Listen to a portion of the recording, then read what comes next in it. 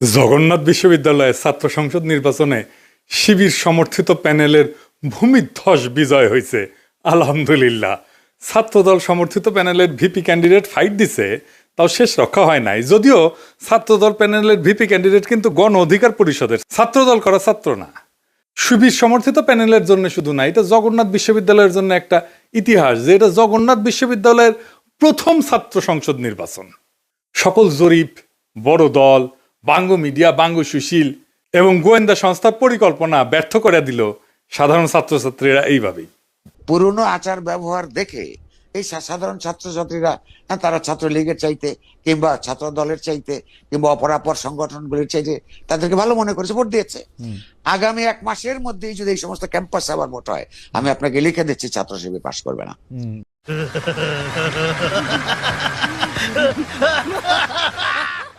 ইদানিং তো আবার জরিপ চলতেছে। জরিপে দেখা যায় বিএনপি ছাড়া কথা নাই। 70% লোক নাকি বিএনপিরে ভোট দিবে। এমিনেন্স একটা জরিপ করেছে, ওর মালিক আমার মেডিকেলের 3 বছরের জুনিয়র জাসদ করেছিল। ওর এনজিও হেলথ নিয়ে কাজ করে ওই এমিনেন্স। এখন নতুন ধান্দাবাজিতে নামিছে। শামিম শুনো, 70% লোক বিএনপিরে ভোট দিবি, দিবি পাশা পাইতে দিলে হোগাত ছাপ্পা দিয়ে দিবি, হ্যাঁ ব্যালটে দিবি পাবলিকে।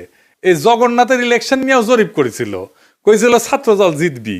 সেটা আবার বাসস, তার মানে বাংলাদেশ সংবাদ সংস্থা ছাপিয়েছিল, মানে সরকারি সংবাদ সংস্থা।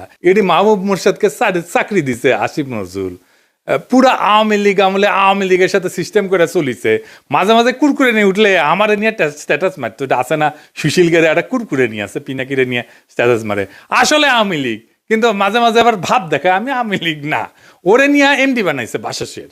মানে বাসসের এমডি হবে সাংবাদিকতার সিনিয়র সাংবাদিক, তা না ওক নিয়ে বসেছে। এইভাবে আসিফ নজরুল বহুত বালসালরা চাকরি দিছে। এখন সব কয়টা বিএনপির সার্ভিস দিতেছে, এইভাবে সার্ভিস দিতেছে। এরা জানে বিএনপি ক্ষমতা না আসতে পারলে হোগাত লাতি দিয়ে খেতাবে, তাই হোগা দিয়া পাহাড় ঠেলিচ্ছে। যেটি লাতি খাবি সেটা দিয়া পাহাড় ঠেলিচ্ছে। এইগুলা এভাবে পুরা প্রফেসর ইউনূসের প্রশাসন বিএনপির জন্য খাটিচ্ছে, অভিনব উপায়ে খাটিচ্ছেন। এটা কথা কয়েনি প্রফেসর ইউনূসের প্রশাসন, উপদেষ্টা মণ্ডলী শোনেন, মন দিয়ে শুনেন। বৃহত্তর বিএনপির প্রফেসর ইউনূসের উপদেষ্টা পরিষদের শাখার সদস্যরা এবং প্রশাসনে বিএনপির লেসপেন্সাররা শুনে রাখেন, আপনারা রাষ্ট্রের কর্মচারী, ওই রাষ্ট্রের মালিক জনগণ, বিএনপি না। মাথায় রাখেন, একদিন না একদিন জনগণের সরকার আসবে ক্ষমতা, সেদিন কিন্তু কোনো ছাড় পাবেন না। সেই সরকার প্রফেসর ইউনূসের সরকারের মতো ধ্বজভঙ্গ সরকার হবে না। সেই সরকার হবে জুলাইয়ের আগুনে উদ্দীপ্ত সরকার। হোগার চামড়া কিন্তু তুলে নেওয়া হবে, মাইন্ডি পলাহে পারবেন না। রাষ্ট্রের কর্মচারী হিসেবে নিরপেক্ষ থাকবেন, সামান্যতম পক্ষপাতিত্ব করবেন তো সেইটার কাফফারা দিতে হবে, মাপ নাই। সেই কাফফারা ভয়ঙ্কর হবে, সরি কওয়ার কলের টাইম পাবেন না। এবার আসেন আমরা দেখি কেন ছাত্রদল এভাবে হারিচ্ছে আর নাম হয়েছে হারু পাট্টি। হ্যাঁ বুঝে চাও। এই আলাপগুলো আমরা অনেক আগের থেকেই করিচ্ছি। প্রথম কারণ হইতেছে তাদের দীর্ঘদিন ছাত্রদলে কোনো রিক্রুটমেন্ট নাই, নতুন ছাত্র ঢোকেনি। না ঢুকলে দল থেকে আওয়ামী বিরোধী ছাত্র রাজনীতি তো বন্ধ থাকে নাই, তাই না? ওরা কয় যে শিবির আছে কারণ ওরা গুপ্ত রাজনীতি করছে। তা আওয়ামী বিরোধী ছাত্র রাজনীতি কি বন্ধ ছিল? ছাত্রলীগের লুঙ্গির তলে ছিল নাকি শিবির? নূরের দল তাইলে কেমনে তৈরি হইল? নাহিদ আসিফরা কিভাবে তৈরি হইল? ওরা তো গুপ্ত রাজনীতি করে নাই। শিবির প্রকাশ্য রাজনীতি করে নাই, কারণ সে বিপ্লবী রাজনীতি করছে। বিপ্লব মানে এক্সিস্টিং সিস্টেমের রাপসার, এটার ভেঙে ফেলতে হয়। যেই শক্তি প্রকাশ্য সে ইতিমধ্যে রাষ্ট্রীয় নজরদারির ভিতরে থাকে, তাই সে রাপসার করতে পারে না এক্সিস্টিং সিস্টেমকে, বিপ্লবী হইতে পারে না। বিপ্লব মানে অসম লড়াই। এইখানে ট্রান্সপারেন্সি থাকাটা আত্মঘাতী, গোপনীয়তা এখানে নৈতিকতা না, এইখানে স্ট্রাকচারাল নেসেসিটি। বিপ্লবী হইতে হইলে তাকে গোপনে রাজনীতি করতে হবে। এই কাজটা করেছে শিবির, সেই জন্য বিপ্লবী ক্যারেক্টার নিয়ে দাঁড়াইছে। সেই জন্যই তারা এই ভূখণ্ডের ইতিহাসে সবচেয়ে শক্তিশালী ছাত্র সংগঠন হিসেবে উত্থিত হয়েছে। গুপ্ত ছিল, ছাত্রলীগের লুঙ্গির তলে ছিল, এইসব বইলা লাভ হয়েছে কেন? হয় নাই, হবেও না। এইবার দ্বিতীয় ইস্যু, বিএনপির ভুল রাজনীতি। ভুল বলাটা ঠিক না, মানে যেই রাজনীতি করতেছে মুক্তিযুদ্ধের চেতনা মারাইতেছে সেটা আত্মঘাতী হইতেছে। ক্রমাগত তারা মুক্তিযুদ্ধের চেতনা ডুবন্ত নৌকায় চইরা নিজের রাজনৈতিক ভবিষ্যৎকে ধ্বংস করিচ্ছে। মানুষজন এই কথা আওয়ামী লীগ আর বামেদের কাছে শুনিছে, তো এখনো শুনে, তাই না? এতদিন 15 বছর ধরে শুনিছে, মাইক লাগে শুনিছে। তারা এই কথার প্রতিধ্বনি যখন বিএনপির কাছে শুনে, সে তখন মনে করে আরে এটা তো আওয়ামী লীগ, এটাই তো ইন্ডিয়ার বন্ধু। আর সত্যি সত্যি যখন ইন্ডিয়ানদের উচ্ছ্বাস দেখে তারেক রহমানকে নিয়ে, আর তারা প্রকাশ্যেই বলে তারেক রহমান আর বিএনপি তাদের পছন্দের দল, তখন মানুষ দুয়ে দুয়ে স্যার মিলায়। সুবীর ভৌমিকের কথাটা আবার শুনেন, এডিটর সাহেব শুনান। ভারত বাংলাদেশে কোন সরকার চাইবে? খুব সোজা উত্তর আমি তোমায় দিয়ে দিচ্ছি। Awami League is not in election, next best option is BNP, obviously not Jamaat. তারা অলরেডি 50 লাখ লোক নিয়ে জেয়ার টেয়াদের হুমকি দিচ্ছে, ফলে জামাত অবভিয়াসলি ইন্ডিয়া চাইবে না। অত অনেক কথা, ডিপ্লোম্যাটিক কথা বলে তো লাভ। কানেকশনটা হচ্ছে 71। আমরা একসাথে, আমার সৈন্য এবং মুক্তিযোদ্ধারা রক্ত ঝরিয়েছে, সেই সুবাদে Awami League. This is the historical fact. তো এই জায়গাতে হঠাৎ করে আজকে অন্য কিছু ডাইনামিক্স চলে আসবে, এটা তো আশা করাটাও ভুল। কিন্তু যে গভর্নমেন্ট আসবে তার সাথে ইন্ডিয়াকে তো ডিল করতে হবে। শুনেছেন? এই সুবীর ভৌমিকের কথাটা কাইটে নিয়ে মোবাইলে সেভ করে রাখবেন, আর ভোটার ক্যাম্পেইনে গেলে এটা ভোটারদের শুনেবেন, কাম সারা হয়ে যাবে।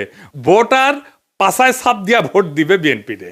আর তার উপরে যদি দেখে সেই আওয়ামী লীগের অলিগার্ক লবণ কামালদের সাথে তারেক রহমানের হাত মিলায়, তখন পাবলিকে বুঝা যায় এটা সেই আগের বন্দোবস্ত।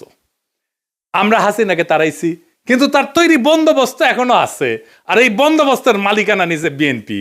আওয়ামী লীগের এই বন্দোবস্ত, এই শক্তি বিএনপিকে আশ্রয় করে আবার শক্তি নিয়ে ফিরে আসতেছে, যেন আপা চট করে ঢুকে যাইতে পারে। ইউনিভার্সিটিগুলোতে বিএনপির এই অবস্থা হইতো না যদি আমার চাইনিজ বুদ্ধি নিত। সেটা তো বিএনপি শুনবে না, সে শুনবে ভুট্টো সাহেবের কথা। যাই হোক, আমার ক্ষুদ্র ভাতারা কবে আন্নার কাছে দাদা সব স্ট্র্যাটেজি থাকে না, তা থাকে না। তাই স্ট্র্যাটেজি আমি বানাইবার পারি, কয়া দিতেছি, কমো কয়া দি। এখন তো কয়া দিলেও কোনো লাভ করবার পারবি না, কিন্তু কয়া দি যে কেমনে এটা করা যায় গেল নি। আসেন এটা শুনি দেখি, মজা পাবেন কলে। ছাত্র দলে যে রিক্রুটমেন্ট নাই, এটা তারেক রহমান সহ সব বিএনপি নেতারা জানে, স্থায়ী কমিটির সবাই জানে, স্বীকার করে, কিন্তু এইটারে কেমনে ম্যানেজ করবে সেটা জানে না। এই প্রসঙ্গে একটা প্রফেশনাল গল্প বলি আর কি, খুব বেসিক কনসেপ্টের গল্প আর কি। প্রোডাক্ট লাইফ সাইকেলের মার্কেটিং এর একটা খুব বেসিক কনসেপ্ট। কিসে দেয়? যে কোনো প্রতিষ্ঠানের, মানুষের, দলের, পণ্যের একটা লাইফ সাইকেল থাকে বা জীবন চক্র থাকে।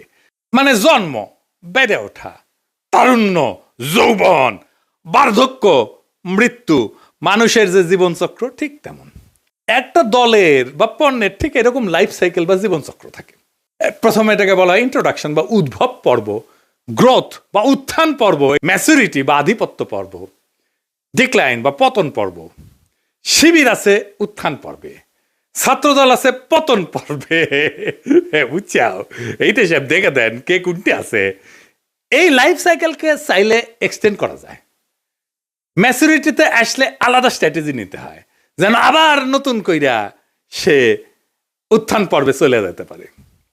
এই পতন পর্ব শুরু হইলেও আবার তাকে উত্থান পর্বে নিয়ে যাওয়া যায় কলে কিছু কিছু বিশেষ ক্ষেত্রে, কিন্তু একটা জায়গা আনা যায় না।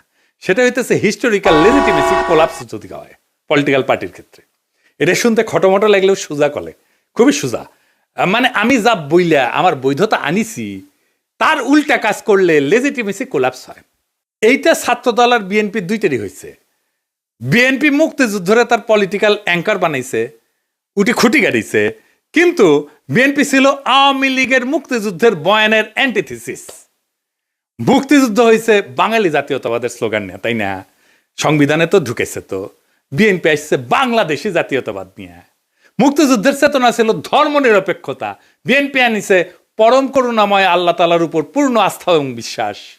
আওয়ামী মুক্তিযুদ্ধের লক্ষ্য ছিল সমাজতন্ত্র, বিএনপি কইছে না না, সমাজতন্ত্র মানে যদি হয় অর্থনৈতিক এবং সামাজিক ন্যায় বিচার, তাইলে ঠিক আছে, অন্য সমাজতন্ত্র আমি মানি না। বিএনপি ওইটা নিয়ে লেজিটিমেসি পাইছিল, ওই লেজিটিমেসি কোল্যাপস করেছে 2024-এর 5ই আগস্টের পরে, যখন মুক্তিযুদ্ধ। এই জন্যই বিএনপি জিততে পারবে না। সামনের ইলেকশনে। কিন্তু ছাত্রদল এটা ডিক্লাইন ফেজে গেছে আরো আগেই, মানে বিএনপির লেজিটিমেসি কোলাপস করার আগেই গেছে। সেই জন্য আমি কইতেছি যে কিভাবে বিএনপি যদি লেজিটিমেসির কোলাপস না হইতো তাহলে ছাত্র দলকে বাঁচাইতে পারতো, এখন সে চাইলেও পারবে না বাঁচাইতে। কেমনে পারতো? প্রথমে ছাত্র দলকে বিলুপ্ত করে দিতে হইতো, থেকে লাভ নাই, কারণ দল তো নাই, সমর্থন নাই, রিক্রুটমেন্ট নাই, থেকে লাভ কি? ভোটে জিতে না, হারু পাট্টি। তাইলে এটারে বিলুপ্ত কইরা সবাই রে বৈষম্য বিরোধী ছাত্র সংগঠনে একীভূত করতে হইতো। এটা হইলে বৈষম্য বিরোধী ছাত্র সংগঠনের সবচেয়ে বড় স্টেক হোল্ডার হইতো ছাত্রদল থেকে আসা লোকগুলা। বৈষম্য বিরোধী ছাত্র সংগঠনই হইতো বিএনপির গণছাত্র সংগঠন। সে আরো বৃহত্তর ঐক্যের চেষ্টা করতো, ছাত্র অধিকার পরিষদকে নিত, ইনকিলাব মঞ্চকে নিত, এরকম ছোটখাটো দলগুলোকে সে ঢুকায় ফেলতো, একীভূত করে ফেলতে পারতো। তাইলে শিবিরের একটা শক্তিশালী বিরোধী দল দাঁড়াইতো। এটা হইলে শিবিরের সাথে শক্ত ফাইট দিতে পারতো, অনেক জায়গায় জিতেও যেতে পারতো। আর যে রিক্রুটমেন্টের গ্যাপ তৈরি হয়েছে সেটা পূরণ হইতো, কারণ এই বৈষম্য বিরোধী ছাত্ররা তো ছাত্রদল করে না, এরা তো নতুন তরুণ, আরো তরুণ, এরা ঢুকতো, তাইলে তার গ্যাপটা পূরণ হইতো। এখন ইলেকশন হইতেছে আর মারা খাইতেছে বিএনপি, নামই হয়ে গেছে হারু পাট্টি। এখন আমার ক্ষুদ্র ভাতারা একটা বিরাট কোশ্চেন করে ফেলতে পারে আমাকে, আমি কালে ডরে আছি। হ্যাঁ, যে কয় যদি দাদা দলে যদি এইভাবে লাইফ সাইকেলের মধ্যে যায়, উত্থান পতনের মধ্যে দিয়া যায়, তাহলে তো আমেরিকা রিপাবলিকান আর ডেমোক্রেটদের মইরা ভূত হয়ে যাওয়ার কথাই ছিল। এইগুলো তো ভালোই টিকে আছে। তো মাঝে মাঝে বুঝছাও আমার মনে হয় যে আমি দিনে 4-5টা করে ভিডিও বানাই, ব্যানে এগুলো ব্যাখ্যা করি। মেলা কোশ্চেন আছে সবার মাথার, তাই না? হ্যাঁ, এটা খুব ইন্টারেস্টিং প্রশ্ন করে করেছেন আপনারা, না করলেও কয়ে দিলাম, তাই না? আসেন এবার বুঝে দেখি।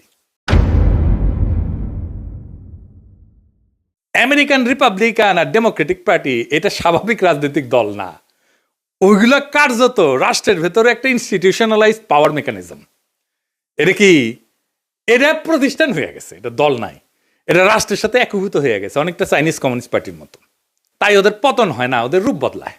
এই যে লাইফ সাইকেল থিওরি, যে জীবনচক্র থিওরি যেটা কইলাম, এটা কাজ করে হয়েছে, এটা ক্লাসিক রাজনৈতিক দলের মতো, ক্লাসিক রাজনৈতিক দল যেগুলো আদর্শিক দল বা ক্যারিসমেটিক লিডার আছে, যেমন মুজিবের দলের মতো, জামাতের মতো, শিবিরের মতো, কমিউনিস্ট পার্টির মতো, রেভলিউশনারি বা পোস্ট কলোনিয়াল দল কংগ্রেসের মতো, এবং দুর্বল রাষ্ট্র কাঠামোর দেশে Bangladesh, Pakistan, Africa, Latin America, এই সমস্ত জায়গায় এই সমস্ত থিওরি খাটে দলগুলোর ক্ষেত্রে।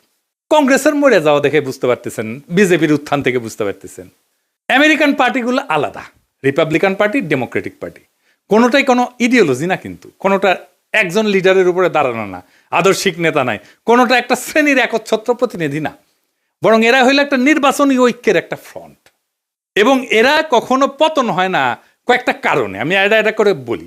এক নম্বর হইতেছে 2 পার্টি সিস্টেম, এখানে 3 নাম্বার পার্টি এসে ক্ষমতার অংশ হওয়া এক্সট্রিমলি ডিফিকাল্ট।